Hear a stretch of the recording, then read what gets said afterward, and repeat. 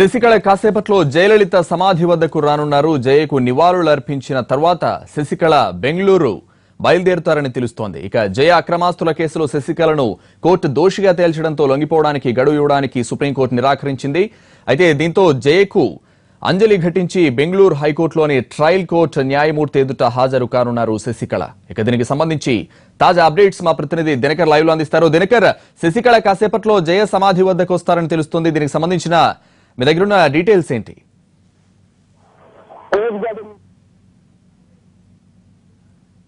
Garden నుంచి కాసేపటి కిందట బయలుదేరినటువంటి శశికళ మరికొద్దిసేపట్లో ఇక్కడికి చేరుకునే అవకాశం ఉంది. ఇక్కడికి వచ్చి జయలలితకు నివాళి అర్పించిన తర్వాత దాదాపు ఒక 10 నుంచి 15 నిమిషాల వరకు స్పెండ్ చేసే అవకాశం కూడా ఉంది. ఎందుకంటే ఆవిడ మరణించినప్పటి నుంచి ఈ శశికళ దాదాపు 3వసారి ఇక్కడికి రావడం, పార్టీ జనరల్ సెక్రటరీగా ప్రమాణ స్వీకారం చేసినప్పుడు, ఆ తర్వాత నెక్స్ట్ మొన్న శాసనసభ పక్ష నేతగా ఎన్నుకున్నప్పుడు కూడా ఒకసారి, ఇప్పుడు చివరిగా అనుకోని పరిస్థితుల మూలంగా నిన్న సుప్రీంకోర్టు తీర్పు రావడంతో తప్పనిసరిగా జైలుకి వెళ్లాల్సిన నేపథ్యంలో ఇక్కడ చెన్నై నుంచి బెంగళూరుకి తరలిస్తామని చెప్పి పోలీసులు ఇప్పటికే చెప్పిన నేపథ్యంలో ఆవిడ ఈ యొక్క టర్మ్లో ఇక చివరిసారిగా అక్కడికి వెళ్తున్నటువంటి పరిస్థితిగా మనం భావించవచ్చు. అయితే సమాధి దగ్గరకు వచ్చిన తర్వాత నివాళి ఘటించి ఆవిడతో పాటు ఇలవరసి అలాగే సుధాకరన్ కూడా బయలుదేరారని కూడా మనకు ఉన్నటువంటి సమాచారం. వాళ్ళ ముగ్గురు ఇక్కడ నివాళి ఘటించిన తర్వాత బెంగళూరుకి ఇక్కడి నుంచి పోలీసులు షిఫ్ట్ చేస్తారని కూడా మనకు వార్తలు వస్తున్నాయి. అయితే దీన్ని అధికారికంగా ధృవీకరించలేదు. ఎందుకంటే ఇక్కడి నుంచి సమాధి దగ్గర ఉన్న తర్వాత మళ్ళీ ఆవిడ పోయస్ గార్డెన్కి వెళ్తారా, లేకపోతే నేరుగా ఇటు నుంచి ఇటే చెన్నైకి బెంగళూరుకి తీసుకెళ్తారా అన్నది మాత్రం వేచి చూడాలి. మరొకవైపు కాన్వాయ్ కూడా, ఆవిడకి సంబంధించినటువంటి కాన్వాయ్ కూడా కార్యకర్తలు ఎవరైతే ఆవిడతో కీలకంగా ఉన్నటువంటి కార్యకర్తలు కానీ ఆ తర్వాత నేతలు ఉన్నారో వాళ్ళు కూడా కాంచీపురం వరకు మాత్రమే పోలీసులు అనుమతి ఇచ్చినట్టు, అక్కడి నుంచి తర్వాత పోలీసులు ఒకవేళ బై రోడ్డు తీసుకెళ్తే అలా వెళ్తారని కూడా ఇప్పటివరకు అందుతున్నటువంటి సమాచారం. సో ఇలా చూస్తే అక్కడ బెంగళూరులో ఒకవేళ కోర్టులో హాజరుపరిస్తే బెంగళూరు కోర్టులోని 48వ హాల్ ముందు జడ్జి అశ్వత్ నారాయణ దగ్గర ఇలవరసి, శశికళ అలాగే సుధాకరన్ ముగ్గురు హాజరు కావాలని చెప్పి ఇప్పటికే ఆదేశాలు వచ్చినటువంటి నేపథ్యం. ట్రయల్ కోర్టు ఏదైతే ఉందో బెంగళూరులో అది ఆ కాపీని కూడా ఇక్కడికి పంపించారని చెప్పి కూడా వస్తున్నటువంటి సమాచారం. మరి నేరుగా ఇక్కడ సమాధి దగ్గర నుంచి ఆవిడ అటు వెళ్తారా, ఆవిడ తరలిస్తారా, లేకపోతే ఏం జరుగుతుందన్నది మాత్రం మరి కాసేపట్లో తేలే అవకాశం ఉంది. Santosh, thank you Dinakar.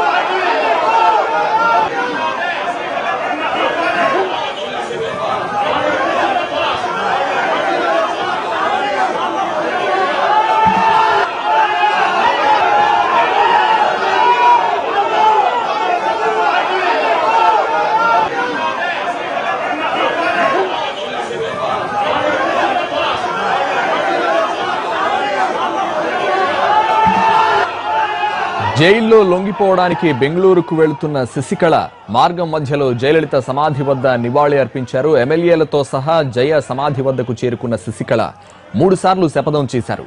చిన్నమ్మ రుద్రరూపం చూసిన అన్నాడీఎంకే ఎమ్మెల్యేలు భారీగా నినాదాలు చేశారు.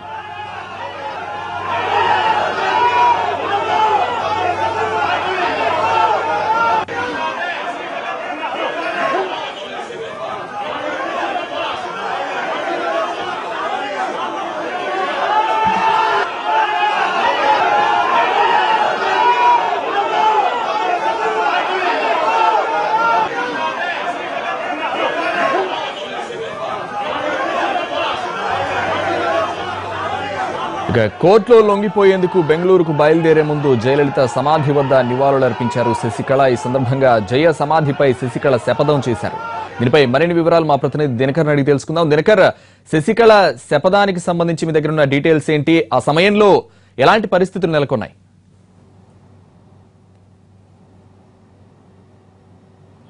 అమ్మ సమాధి వద్ద రాజకీయంగా కానీ అలాగే నాటకీయపరమైనటువంటి దృశ్యాలు చోటు చేసుకుంటున్నాయి. మనం ఇప్పుడు ప్రత్యక్షంగా ఆ దృశ్యాలు చూస్తున్నాం. ఎప్పుడు సైలెంట్గా మౌనంగా మాట్లాడడం చాలా తక్కువగా ఉన్నటువంటి శశికళ ఒక్కసారిగా ఎమోషనల్కి గురయ్యి 3 సార్లు చేయి కొట్టి అక్కడ పదే పదే జయలలిత సమాధి మీద అక్కడ ఆవిడ చేసినటువంటి శబ్దం ఏంటన్నది ఇప్పుడు రాజకీయంగా చర్చ జరుగుతుందని చెప్పవచ్చు. గత 33 ఏళ్ల జయలలిత సావాసంలో ఎన్నిసార్లు మాట్లాడాలని ప్రయత్నించినా కానీ ఎప్పుడు మాట్లాడని శశికళ మాటలు గత నెల రోజులుగా వింటున్నాం. అయితే శశికళ కోపం కానీ శశికళ యొక్క తీరుతెన్ను కానీ శశికళ బాడీ లాంగ్వేజ్ కూడా ఫస్ట్ టైం మనం ఇలా చూడాల్సినటువంటి పరిస్థితి ఇక్కడ మనం ఈ విజువల్స్లో చూస్తున్నాం. ఆ తర్వాత అయితే శశికళకు సంబంధించి ఆవిడ చేసినటువంటి శపథం ఏంటన్నది, ఎందుకంటే జయ సమాధి వద్ద తను ఎమోషన్ అయ్యింది. గత 3 రోజులుగా జరిగినటువంటి పరిమాణం, నిన్న కోర్టు ఇచ్చిన తీర్పుతో దాదాపు 4 ఏళ్ల పాటు జైలు శిక్ష, 10 ఏళ్ల పాటు రాజకీయ జీవితానికి దూరంగా ఉండాల్సినటువంటి పరిస్థితి. ఇలా తనను రాజకీయ సమాధి చేసినటువంటి ప్రత్యర్థులను దెబ్బతీస్తానని జయ సమాధి దగ్గర శశికళ ప్రమాణం చేసినట్టుగా శపథం చేసినట్టుగా మనకు కనిపిస్తుంది. ఆ దృశ్యాల్లో ఎన్నడూ లేనటువంటి ఎమోషన్ తమిళ రాజకీయాల్లో కనిపిస్తుంది. సాధారణంగా ఇక్కడ ఏంటంటే తమిళనాడు రాజకీయాల్లో జయలలితనే చాలా ఎమోషనల్ అని చెప్పి అనుకుంటారు. తనకు ఏదైనా అనిపిస్తే సాధారణంగా ఆవిడ మాట్లాడదు, చేతల్లో చేసి చూపిస్తుంది. ఆ యొక్క చేతల్లో చూపించడం అన్నది ప్రత్యర్థి కోలుకోలేనటువంటి దెబ్బగా మనం భావిస్తారు. అయితే ఇక్కడ మాత్రం శశికళ నేరుగా చేతులు వేసి ఆ తర్వాత 3 సార్లు, ఒకసారి కాదు 1-2-3 సార్లు చేతులు వేసి ఆ తర్వాత శబ్దం చేయడం అన్నది, ఆవిడ ఏం మాట్లాడింది అన్నది మాత్రం మరి కాసేపట్లో సమాచారం తెలిసే అవకాశం ఉంది. వాళ్ళ దగ్గర ఉన్నటువంటి సోర్స్ ద్వారా కానీ దీని ద్వారా కానీ అర్థమవుతుంది మనకు. ఏదైతే ఆ శపథం ఉందో తనను రాజకీయ సమాధి చేసిన వాళ్ళ యొక్క భరతం పడతానన్నట్టుగా అది కనిపిస్తుంది మనకు. ఎందుకు అంటే గత 3 నెలలుగా జరుగుతున్నటువంటి పరిణామాల్లో హెడ్గా ఉన్నటువంటి శశికళ, కీలకంగా ఉన్నటువంటి శశికళను ఖచ్చితంగా జైలుకు పంపించడం, మరి కాసేపట్లో పరపర అగ్రహారం జైలుకి తీసుకెళ్తున్నటువంటి నేపథ్యంలో ఇలా ఆవిడ ఈ సమాధి వద్ద, జయ మెమోరియల్ వద్ద ఒక్కసారిగా ఇలా బరెస్ట్ కావడం అన్నది ఖచ్చితంగా సెన్సేషన్ అని చెప్పుకోవచ్చు. మరి శశికళ పన్నినటువంటి శపథం ఏంటి, ఆ తర్వాత చిన్నమ్మకు అంతగా కోపానికి గురి చేసినటువంటి అంశాలు ఖచ్చితంగా 4-5 అంశాలు ఉన్నాయని చెప్పుకోవచ్చు. ఒకటి, డే 1 నుంచి జనరల్ సెక్రటరీగా ఎన్నికైన నాటి నుంచి ఓ పన్నీర్సెల్వం పూర్తి స్థాయిలో వ్యతిరేకంగా మారడం, ఆ తర్వాత ఆయనతో బలవంతంగా రాజీనామా చేయించారని ఆరోపణలు చేసిన రోజు నుంచి బద్ధశత్రువుగా తయారు కావడం, ఆ తర్వాత పార్టీని చీల్చి కొద్దిమంది ఎమ్మెల్యేలని, ఎంపీలని తన వైపు తీసుకెళ్లడం, తనకు ఇంకా ఎలాంటి తిరుగు లేదు, మరికొద్ది గంటల్లో పూర్తి స్థాయిలో సీఎంగా ప్రమాణ స్వీకారం చేయబోతున్న సమయంలో ఇలా ఒక్కసారిగా మొత్తం పరిస్థితి అంతా వెనక్కి రివర్స్ కావడంతో ఇక తట్టుకోలేనటువంటి శశికళ క్యాంపు రాజకీయాలను ఎంకరేజ్ చేసి శాసనసభ పక్ష నేతగా ఎన్నుకోవడం, అక్కడ కూడా పోలీసులు వచ్చి మొత్తం పూర్తి స్థాయిలో ఆవిడని ఆక్యుపై చేసుకొని, ఆ తర్వాత అంటే ఆవిడ ఉన్నటువంటి పరిసర ప్రాంతాలన్నింటినీ ఆక్యుపై చేసుకొని, ఆ తర్వాత ఎమ్మెల్యేలందరినీ తమ పరిధిలో హ్యాండ్ ఓవర్ చేసుకోవడం కూడా శశికళను బాగా ఇబ్బంది పెడుతున్నట్టు చెప్పొచ్చు. ఇక కోర్టుకి 4 వారాల పాటు సమయం కోరినా కానీ ఆ సమయాన్ని కూడా సుప్రీంకోర్టు ఇవ్వని నేపథ్యంలో ఫ్రస్ట్రేషన్ గురయ్యి ఈ తరమైనటువంటి శపథాలు మనని ప్రత్యక్షంగా చూస్తున్నాం. సాధారణంగా జయ సమాధి వద్ద మౌనంతో 45 నిమిషాల మౌనంతో మొత్తం వ్యవహారాన్నంతా బట్టబయలు చేసినటువంటి ఓ పన్నీర్సెల్వం జయ సమాధి దగ్గర ఇలా బరెస్ట్ అవగా, ఇక్కడ మాత్రం శశికళ చేసినటువంటి చిన్నమ్మ శపథం ఏంటన్నది మాత్రం ఇప్పుడు రాజకీయంగా చర్చ జరుగుతుంది. ఒకవైపు దేశ రాజకీయాలన్నీ కూడా ఉత్తరప్రదేశ్ వైపు చూస్తుంటే ఇటువైపు మరలించి మొత్తం ఈ వ్యవహారాన్నంతా మరింత హీట్ చేసిందని కూడా చెప్పొచ్చు. మరి గవర్నర్ పిలుపు కోసం ఎదురు చూస్తున్నటువంటి సందర్భంలో చిన్నమ్మ శపథం ఏంటన్నది కూడా ఇప్పుడు చర్చగా మారిందొచ్చు. మనం చూస్తున్నాం విజువల్స్, పదే శశికళ 3 సార్లు అలా జయలలిత సమాధి మీద శపథం చేయడం అన్నది మాత్రం ఖచ్చితంగా ఏం చేయబోతుంది అన్నది. ఎందుకంటే 10 ఏళ్ల పాటు రాజకీయాల్లో ఉండలేనటువంటి పరిస్థితి, పోటీ చేయలేనటువంటి పరిస్థితి, 4 ఏళ్ల పాటు జైల్లో ఉండాల్సినటువంటి పరిస్థితి. సాధారణంగా ఒక మనిషి 10 ఏళ్ల పాటు రాజకీయ తెరపై రాజకీయంగా లేకపోతే ఎలా మారిపోతారన్నది మాత్రం మనం చాలామంది నేతలను చూసాం. కానీ ఇప్పుడు ఒక మహిళ శపథం చేయడం అన్నది మనం ప్రత్యక్షంగా చూస్తున్నాం. అది కూడా తమిళ రాజకీయాలకు కేంద్ర బిందువై సెన్సేషనల్ సృష్టించి 5 సార్లు సీఎం అయినటువంటి జయలలిత సమాధి మీద చిన్నమ్మ ఇలా శపథం చేయడం చూస్తున్నటువంటి విజువల్స్లో ఏంటన్నది మాత్రం ఇప్పుడు చూస్తున్నాం. 1-2 సార్లు కాదు 3 సార్లు ఇలా పదే శశికళ శపథం చేయడం అన్నది చాలా ఆశ్చర్యకరమైనటువంటి విషయం. షాక్ కూడా గురి చేస్తుంది. శశికళ అక్కడ శబ్దం చేస్తున్నంత సేపు కూడా ఎవరైతే అనుచరులు ఉన్నారో అప్పుడు చిన్నమ్మ వాళ్ళగే అంటే చిన్నమ్మ వర్ధిల్లాలి అంటూ కూడా ఆవిడికి మద్దతుగా జరిపినటువంటి నినాదాలు అయితే మనం చూస్తున్నాం. ఇక్కడ 3 సార్లు చేయి కొట్టి పదే జయలలిత సమాధిని సాక్షిగా, ఎందుకంటే 33 ఏళ్ల సావాసంలో జయలలిత నుంచి తాను చాలా నేర్చుకున్నానని, ఎలాంటి సమస్యనైనా పరిష్కరించుకుంటానని పలికినటువంటి తనను తాను సింహంగా ప్రకటించుకున్నటువంటి శశికళ ఇలా ఒక్కసారిగా ఎమోషనల్ గురై బరెస్ట్ కావడం అన్నది మనం ఇక్కడ చూస్తున్నాం. శశికళ కాదు కసికళ అన్నట్టుగా మనకు కనిపిస్తున్నాయి. చిన్నమ్మ శపథం 1, చిన్నమ్మ శపథం 2, చిన్నమ్మ శపథం 3, ఇలా 3 సార్లు, 1-3 సార్లు పదే జయ సమాధి వద్ద ఇలా జయ సమాధి మీద శపథం చేయడంతో రాజకీయంగా తన ప్రత్యర్థుల్ని భ్రష్టు పట్టించడమే తన లక్ష్యంగా కూడా మనం భావించవచ్చు. అన్నాడీఎంకే తమిళనాడు రాజకీయాల్లో 2 పార్టీలు ఉన్నాయి. ఆ 2 పార్టీల్లో ఒకరికొకరు పోటీ చేసుకుంటూ, ఒకరిపై ఒకరు దాడి చేసుకుంటూ, ఒకరికొకరు ప్రత్యామ్నాయం అంటూ ఇక్కడ ప్రజలను పాలిస్తున్నటువంటి సందర్భం ఉంది. అయితే జయలలిత చనిపోయిన తర్వాత అన్నాడీఎంకే పార్టీలో 2 వర్గాలుగా చీలిపోయి ఒకటి ఓ పన్నీర్సెల్వం వర్గం, ఆ తర్వాత శశికళ వర్గంగా మారినటువంటి సందర్భంలో ఎటువైపు ప్రజలు క్షేత్రస్థాయి కేడర్ అంతా ఒకవైపు, ఎమ్మెల్యేలంతా ఒకవైపు ఉన్న నేపథ్యంలో ఇన్ని ఇబ్బందులు సృష్టిస్తూ తనను జైలుకు పంపించినప్పుడు శశికళ ఒక్కసారిగా బరెస్ట్ అయినటువంటి పరిస్థితి ఉంది. కసికళగా మారి చిన్నమ్మ శపథం 1, 2, 3 ఇలా పూర్తి స్థాయిలో చేసినటువంటి ఈ శపథం ఎలాంటి రాజకీయ సంక్షోభాలకు తెరతీస్తుందనేది మాత్రం చూడొచ్చు. మరొక వైపు గవర్నర్ పిలుపు మాత్రం ఇక్కడ ఇంపార్టెంట్గా మారింది. శశికళ చేస్తున్నటువంటి శపథాన్ని కూడా ప్రత్యర్థి నేత ఓ పన్నీర్సెల్వం ఖచ్చితంగా అబ్జర్వ్ చేసే ఉంటారని చెప్పొచ్చు. నిన్న సాయంత్రం మనం ఇక్కడ ఇదే సమాధి వద్ద కొన్ని రాజకీయాలు మారాయి. దీప, జయలలిత మేనకోడలు ఎవరైతే వచ్చారో ఓ పన్నీర్సెల్వంతో చేతులు కలిపి ఇక్కడి నుంచి బయలుదేరినటువంటి పరిస్థితి ఉంది. మరికొద్ది గంటల్లోనే ఇలా చిన్నమ్మ శపథం ఇలా పదే మనకు కనిపిస్తుండడంతో ఇంకా ఆవిడ ఎలాంటి కీలకమైనటువంటి నిర్ణయాలు తీసుకోబోతున్నారు. సాధ్యమైనంత త్వరగా శశికళ వర్గంతోనే ప్రభుత్వాన్ని ఏర్పాటు చేసి ఆ ప్రభుత్వం ఏర్పాటైన తర్వాత తన ప్రత్యర్థుల్ని ఎలా మట్టి పెట్టాలన్నటువంటి కసిగా ఆ యొక్క శశికళ శపథం మనకు కనిపిస్తున్నటువంటి దృశ్యాలు కూడా మనం చూస్తున్నాం. ఒక విషయం స్పష్టంగా చెప్పొచ్చు, జయలలిత ఏదైనా అపోనెంట్ని ప్రత్యర్థిని ఎదుర్కోవాలంటే అది ఖచ్చితంగా చాలా ప్లాన్డ్గా ఉంటుంది, మౌనంగా ఉంటుంది ఏదైనా కానీ. ఎందుకంటే గతంలో కరుణానిధిని అర్ధరాత్రి పూట తెల్లవారుజామున అరెస్ట్ చేసినటువంటి దృశ్యాలను మనం చూసాం. తనపై ఆ అసెంబ్లీలో అమర్యాదగా ప్రవర్తించినటువంటి ప్రత్యర్థిని ఇక తన పార్టీలోనే తనకు వ్యతిరేకంగా తన గుట్టును బట్టబయలు చేసినటువంటి పన్నీర్సెల్వంని అలాగే ప్రధాన ప్రత్యర్థిగా భావిస్తుంది. గత 2-3 రోజులుగా డిఎంకే పైన ప్రత్యారోపణలు చేసినా కానీ తన ప్రధాన ప్రత్యర్థి మాత్రం ఇకపై ఓ పన్నీర్సెల్వంగానే మనం భావించవచ్చు. అంతగా తమిళ రాజకీయాలు అన్నా డిఎంకే పార్టీలో ఒక పూర్తిస్థాయి విద్వేషాన్ని నిలిపాయని చెప్పవచ్చు.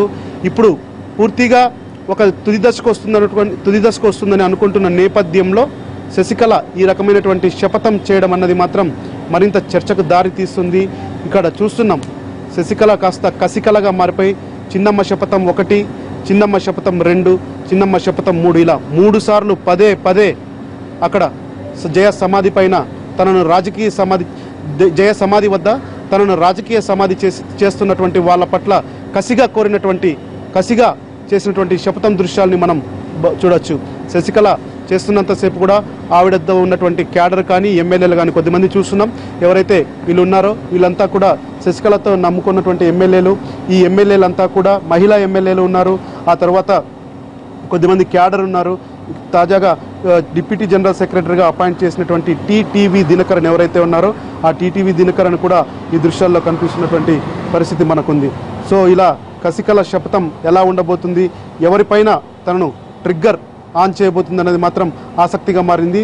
ఒక తుది దశకు వస్తున్నాయి తమిళ రాజకీయాలు. అన్నా డిఎంకే పార్టీలో సంక్షోభం ముగిసి ఫ్లోర్ టెస్ట్కి గవర్నర్ వెళ్తున్నారు అన్న నేపథ్యంలో ఇలా చిన్నమ్మ శపథం చేయడం అన్నది ఇంకా బలంగా తన ప్రభుత్వాన్ని ఏర్పాటు చేసి 129 మంది ఎమ్మెల్యేలు అంటే వాళ్ళు క్లెయిమ్ చేస్తున్నటువంటి ఎమ్మెల్యేల సంఖ్య ఇది. ఆ ఎమ్మెల్యేలతో ప్రభుత్వాన్ని ఏర్పాటు చేయడానికి అన్ని దారులు మూసుకుపోకుండా ఉండేలా ఇప్పటికే తన అక్క కొడుకు ఎవరైతే టీటీవీ దినకరన్ ఉన్నాడో ఆయనకు ఆ బాధ్యతలు ఆ యొక్క రూట్ మ్యాప్ కూడా చెప్పడం జరిగింది. అంత బలంగా నమ్మితేనే శశికళ ఇలా 1, 2, 3 సార్లు కసికళగా మారి శపథం చేస్తున్నటువంటి దృశ్యాలని మనం చూస్తున్నాం. మరి జయలలిత సమాధి వద్ద శపథం చేసిన శశికళ మరి కాసేపట్లో పరపర అగ్రహారం జైలుకు వెళ్ళబోతుంది.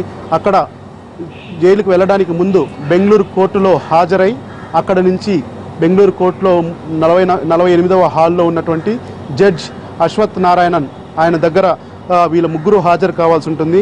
హాజరైన తర్వాత అక్కడ వాళ్ళు ఇచ్చే తీర్పుని బట్టి అంటే ట్రయల్ కోర్టుకు ఆల్రెడీ సుప్రీంకోర్టు నుంచి గైడ్లైన్స్ వచ్చినటువంటి నేపథ్యంలో ఆయన ఎక్కడ రూమ్ నెంబర్ కానీ తర్వాత దీనికి సంబంధించి కానీ తదితర ప్రొసీజర్స్ ఏవైతే ఉన్నాయో వాటన్నిటిని కూడా కంప్లీట్ చేసి అక్కడ పరపర అగ్రహార జైలుకి పంపించనున్నారు.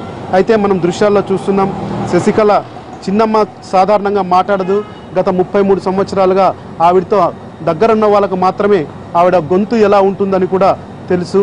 అయితే బయట ఉన్న ప్రపంచానికి మనం జయలలిత మాట్లాడడమే తెలుసు. మౌనంగా ఉండే శశికళ ఎప్పుడు మాట్లాడని శశికళ డిప్యూటీ జనరల్ సెక్రటరీగా పదవీ ప్రమాణ స్వీకారం చేసిన తర్వాత అన్నా డిఎంకే పార్టీ కార్యాలయానికి వచ్చి ఆవిడ పార్టీ కార్యకర్తలను ఎమ్మెల్యేలను ఉద్దేశించి నేపథ్యంలోనే అప్పుడు మాట్లాడింది. అంతవరకు శశికళ మాట బయట ప్రపంచానికి ఆవిడ వాయిస్ ఎలా ఉంటుందన్నది మాత్రం తెలియని పరిస్థితి ఉంది. మరి శశికళ కోపం ఈరోజు బట్టబయలైంది.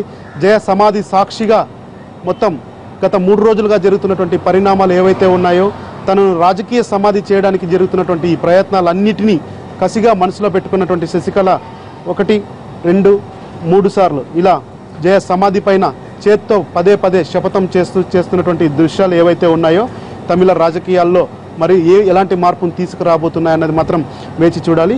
ఇది ఇక్కడ జరుగుతున్నటువంటి పరిస్థితి.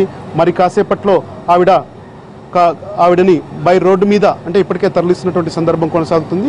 అన్నాడీఎంకే పార్టీ శశికళ వర్గానికి సంబంధించినటువంటి నేతలు ఎవరైతే ఉన్నారో వాళ్ళంతా కూడా కాంచీపురం వరకు మాత్రమే ఆవిడకి తోడుగా వెళ్ళడానికి పోలీసులు అవకాశం ఇచ్చారు. సో అక్కడి నుంచి కర్ణాటక పోలీసులు హ్యాండ్ ఓవర్ చేసుకొని వాళ్ళతో పాటు తమిళనాడు పోలీసులు కూడా అక్కడికి వెళ్ళడం జరుగుతుంది.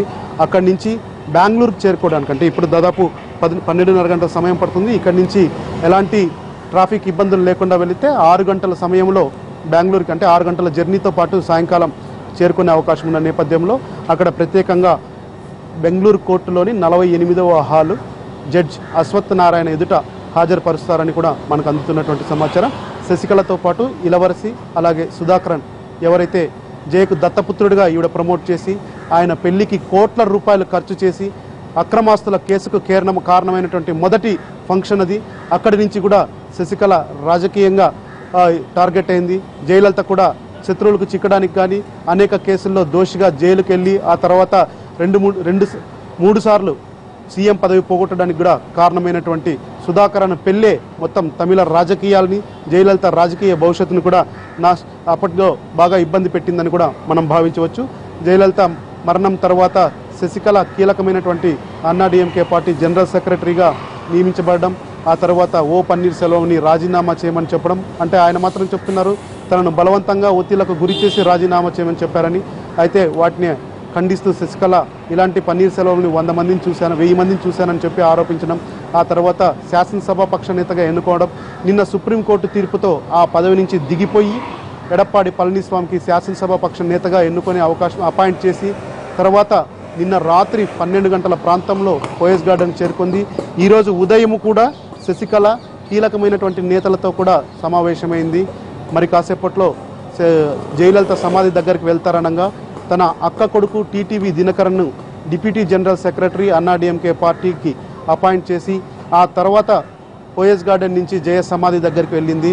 అయితే సాధారణంగా గత 4 రోజుల నుంచి చూస్తున్నాం జయలలిత గురించి మాట్లాడుతూ అనేక సార్లు కంట నీటి పెట్టి కంట తడిపెట్టి ఆ తర్వాత ఓపెన్గా బ్రేక్ డౌన్ అయినటువంటి శశికళ ఒక్కసారిగా కళ్ళల్లో ఆగ్రహాన్ని వ్యక్తం చేసి ఆ తర్వాత ఇలా 1కి 3 సార్లు పదే జయ సమాధి మీద శపథం చేస్తున్నటువంటి దృశ్యాలు కసికలగా మారిన శశికళ 1, 2, 3 ఇలా 3 సార్లు పదే జయ సమాధి మీద శపథం చేయడంతో ఎవరిని చిన్నమ్మ టార్గెట్ చేయబోతుందన్నది మాత్రం ఇప్పుడు ఆసక్తికరమైనటువంటి అంశంగా మారింది.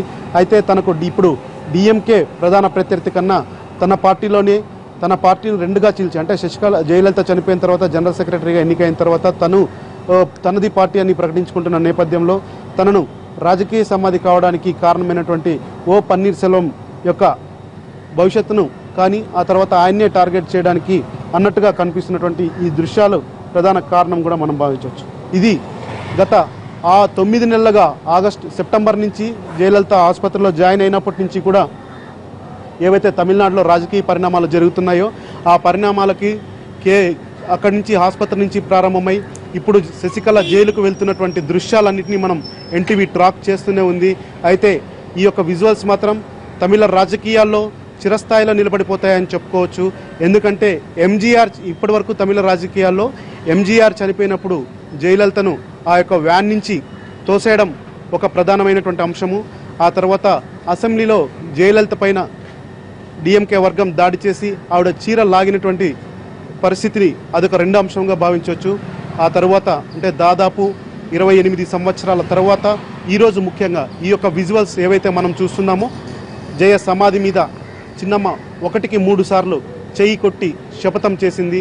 చిన్నమ్మ శపథం ఏంటన్నది, చిన్నమ్మ శపథం ప్రత్యర్థిని వణికిస్తుందా లేకపోతే లైట్ తీసుకుంటారా వాళ్ళ దగ్గర ఉన్నటువంటి ఎత్తుగడలు ఏంటి అన్నది మాత్రం మనం చూడాల్సిన పరిస్థితి ఎదురు కాబోతుంది రానున్న రోజుల్లో. ఇక రాజకీయంగా కూడా కీలకమైనటువంటి మార్పులకు 2-3 రోజులు తీసుకోవచ్చు. గవర్నర్ ఫ్లోర్ టెస్ట్కు పిలుస్తారని ఒక వార్తలు అయితే వినిపిస్తున్నాయి. ఏ క్షణమైనా కానీ రాజ్భవన్ నుంచి ఇరు వర్గాలకు కూడా కాల్ రావచ్చు. అయితే ఓవైపు ఎడప్పాడి పళనిస్వామి శాసనసభ పక్ష నేతగా నిన్న సాయంత్రం గవర్నర్ని కలవడం, 129 మంది ఎమ్మెల్యేలు వాళ్ళు క్లెయిమ్ చేసుకుంటున్నారు. చనిపోయిన రోజు కానీ ఆయన ఇక్కడి నుంచి సమాధి దగ్గరకు తరలించే సమయంలో జయలలితను ఆ బస్సు మీద నుంచి దించివేయడం, ఆ తర్వాత జయలలిత సమాధి దగ్గర జయలలితను సమాధి దగ్గర కానీ రానివ్వకపోవడం, ఆ బస్సు నుంచి దించేయడం, ఆ తర్వాత ఇప్పుడు జయలలిత సమాధి వద్ద చిన్నమ్మ శపథం కూడా, ఇలా అనేకమైనటువంటి అంశాలు ఉన్నా కానీ ఈ 3 మాత్రం రానున్న రోజుల్లో మాత్రం రాజకీయంగా చర్చించుకునే అంశంగా మారబోతుంది. అదే స్థాయిలో పన్నీర్ సెల్వం కూడా గత మంగళవారం అంటే ఒక 10 వారం రోజుల కిందట కరెక్ట్గా మౌనాన్ని 45 నిమిషాల పాటు భరించి ఆ తర్వాత తమిళ రాజకీయాలకు మార్పు కావడానికి అన్నాడీఎంకేలోని అంతర్గత కుమ్ములాటను దాదాపు జయలలిత ఉన్న 30 సంవత్సరాల ఏదైతే అంతర్గతంగా ఉన్నటువంటి అంశాలని బయటికి రాకుండా ఉన్నటువంటి అంశాలని ఆయన బట్టబయలు చేసి చిన్నమ్మకు సంబంధించినటువంటి వ్యవహారాలన్నిటిని కూడా బయట పెట్టినటువంటి పన్నీర్ సెల్వం ఆ రోజు కూడా ప్రత్యేకంగా భావించవచ్చు. అయితే దాన్ని డామినేట్ చేస్తూ ఈరోజు చిన్నమ్మ చేసినటువంటి శపథం మాత్రం తమిళ రాజకీయాల్లో ఒక పేజీగా మిగిలిపోతుందని కూడా మనం భావించవచ్చు. ఇక్కడి నుంచి ఆవిడ్ని బెంగళూరుకు తరలిస్తారు. బెంగళూరులో అక్కడ నేరుగా బెంగళూరు కోర్టుకు తీసుకెళ్తారు. హాల్లోని 48 బెంగళూరు కోర్టులోని 48వ హాల్లో జడ్జి అశ్వత్ నారాయణ ముందర ఆవిడతో పాటు శశికళతో పాటు ఇలవరసి ఆ తర్వాత సుధాకర్ని కూడా హాజరుపరుస్తారు. కోర్టు ప్రొసీజర్ అయిపోయిన తర్వాత పరప్పర అగ్రహార జైల్లోనిటువంటి ఆవిడకి పంపిస్తారు. అయితే సేమ్ జయలలితతో పాటు 33 ఏళ్ళు ఉన్నాను. ఆవిడ జయలలిత లాస్ట్ టైం శిక్ష అనుభవించినప్పుడు కూడా దాదాపు నెల రోజుల పాటు ఉన్నటువంటి పరిస్థితి. శశికళ అదే జైల్లోనే ఉన్నారు. ఇప్పుడు మళ్ళీ వెళ్తున్నటువంటి దృశ్యాలను కూడా మనం చూస్తున్నాం. అయితే అదే బ్యారెక్ ఇస్తారా లేకపోతే ఏంటన్నది మాత్రం ఆసక్తికరంగా మారినటువంటి అంశం. సో చెన్నై నుంచి శశికళ సంబంధించినటువంటి వ్యవహారాలన్నీ కూడా బెంగళూరుకి షిఫ్ట్ అవుతున్నాయి. బెంగళూరులో ఇంకా ఎలా ఉండబోతుందన్న దానికి సంబంధించి కూడా, ఎందుకంటే నిన్న సాయంత్రమే ఆవిడని ఇక్కడి నుంచి తరలిస్తారని చెప్పి కూడా మొదట పోలీసులు భావించారు. అయితే పోయస్ గార్డెన్ గోల్డెన్ బే రిసార్ట్స్లో కూడా 3 ఐజీ స్థాయి అధికారులు కూడా వచ్చారు.